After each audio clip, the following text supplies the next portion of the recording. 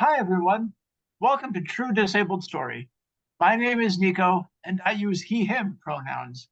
I'm a white man with blonde hair, large blue and brown spectacles, and a white short sleeve button up shirt with pictures of dinosaurs on them. I'm seated in front of a green wall, and further back, an orange wall with some pots and pans. It's my kitchen, and it is kind of messy. Like roughly 25% of Americans and a full 17% of Philadelphians, I'm disabled. Whether we look locally, nationally, or even globally, disabled communities are full of dynamic, diverse, and frankly delightful people with their own stories to tell. All we have to do is listen. As many of you know, I was born disabled. I've never known differently, and I probably will always be disabled, but I've had the great fortune of working with other disabled people in my personal life, my professional life, in my civic life. And I'm always curious about their experiences, their stories, and their perspectives, which leads me to do video projects like this. Today, I'm joined by my friend Emily, and I can't wait to hear what Emily has to say and what perspective she has to share. Emily, thank you so much for joining me. How are you doing? Yeah, good. I'm really good. Thanks for having me. Of course. So, what was your path to diagnosis like? Was it a surprise for you and your family, or was it maybe something that you had like suspected or even outright pursued? Tell me that story. Yeah, absolutely. So I was actually born with cerebral palsy with left hemiplegia. I was diagnosed though at 9 months old, which is quite young to be diagnosed. Most people get diagnosed around 2 years old. The reason I got diagnosed was my mom started noticing around 6 months that I was really favoring my right side in all of my movements.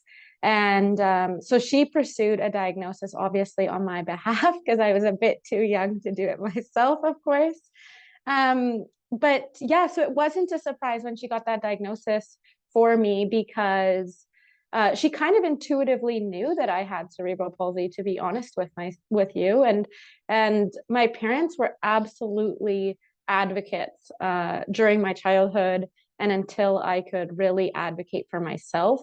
They pursued the best care, they pursued the best treatment, the best team to support myself.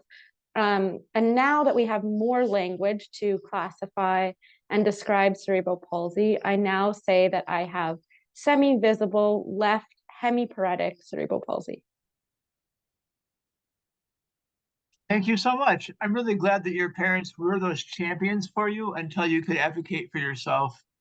As a bit of an unplanned question, what was it like when you first began advocating for yourself? What like challenge did you have? Was it scary? Like, how did you get your start? Yeah, absolutely. So I think my start of advocating for myself kind of was crossing over with my parents' advocacy for me. So I probably started around 16, really getting a sense of how I could advocate for myself. And then when I was 18, I fully took matters into my own hands. One way I did this was through advocating for a new device. So I've worn an AFO, which is basically a plastic brace on my leg. I've worn that for 25 years since I was diagnosed, essentially. Different sizes of braces, obviously, but I knew that there was this new device. And it's called a Bioness. It's a Bioness foot drop system. And essentially it's an electrical stimulation device that helps me and my foot and my leg to help me walk. And I knew it existed and I knew I could get a prescription for it to get a device. But my cerebral palsy specialist that I was seeing basically was like, you're not a good candidate. You don't have the kind of flexibility in your foot and ankle for it to work for you. And I went, okay, that's great. Thank you for your opinion, but I would like to try it. And so that started a 7 year advocacy battle to get this device. And I'm very proud to say I have the device. I advocated to get it fully covered by insurance after battling for about a year. And it sounds like I'm one of the first Canadians to get it fully covered. It's remarkable. Thank you for the work you do for yourself. I'm really glad because, as we all know, advocating for yourself, especially when you're disabled, is a full-time job in and of itself, on top of anything else you do. I really appreciate that answer. Thank you. So, if you consider it like comprehensively, right, what impact has your diagnosis had on your life? Yeah, no, I really like this question. The first one's pretty simple and pretty straightforward and basic. It's definitely helped me build resiliency. Obviously, we are living in an ableist society. So it's taught me how to kind of break down those barriers that society has built up for us and kind of go beyond those barriers to create the life that I know that I deserve for myself.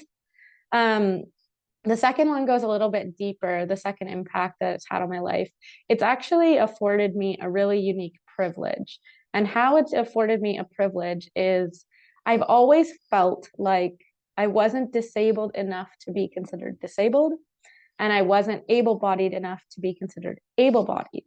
And why that's a privilege is because I'm able to access both able bodied and disabled spaces and disrupt those spaces when I need and how I can to really advocate for people. And sometimes I'll show up in able bodied spaces as an able bodied person and then share my story, and they are shocked and they're more willing to listen to me because I don't fit the mold of what they thought a disabled person looked like. That's a really valuable perspective and action that you bring. I think that sometimes when disabled people like you and I don't fit the sick stereotypes, right? That our challenges get kind of overlooked, Like, or that because we're not always in crisis mode, then our own needs go unmet. yeah. I really value that you show up in those more abled spaces and talk about your disabled experience. I think that Mhm. it helps really humanize what we go through. So I see Yeah, you in totally. that. Thank you. If you could go back in time, or even if you could advise a newborn or a new family Yeah, dealing with cerebral palsy, what advice would you give that family? Or what advice would you even give a younger version of yourself? totally. I would, for all of those answers, I would say the same thing. It would be to not take no for an answer, to not let anyone tell you what you can or cannot do, to listen to yourself and listen to your body. I think that people are capable of achieving their wildest dreams, regardless of the barriers that are in front of them.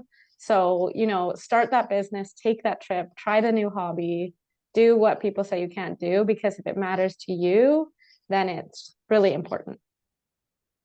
Absolutely. You only get one life, so why not give it a shot? Totally. Emily, as our time together draws to an end, I want to give you a chance that you and I, as disabled people, so rarely get, and that is a chance for you to promote yourself, talk about any cool wins that you've had recently, any cool things that you're currently working on. Yeah, If you're cool. interested in building community or networking, where can people find you online? Just in general, giving you space to be your own cheerleader. So step up on your soapbox. Let's hear it. Yeah, sure. So people can find me on Instagram and LinkedIn at Emily Vilsack. So my last name is spelled V as in Victor, I-L, C as in Charlie, S as in Sam, A-K. Um, and yeah, you can find me on Instagram and LinkedIn. And a recent win in my life was, of course, getting this device that I had advocated for 7 years for. So that was a huge win. And something I'm currently working on is I just finished the courses for my master's degree and I'm starting my thesis. And my thesis is studying the need for spectrum-based language in disability communities like we have in gender and sexuality communities. So I'm really excited about that research. I'm doing an autoethnographic study, so it's looking at my own life and my own experience. And then I'm bringing together other disabled folks to kind of co-create some messaging and things like that. So yeah, that's what I'm up to lately. That's a remarkably valuable project. Thank you for the work that you do. All right. Thanks again for popping onto this cool video project with me. I can't wait to see what you do next, friend. Thank you again. Thanks. Thanks so much.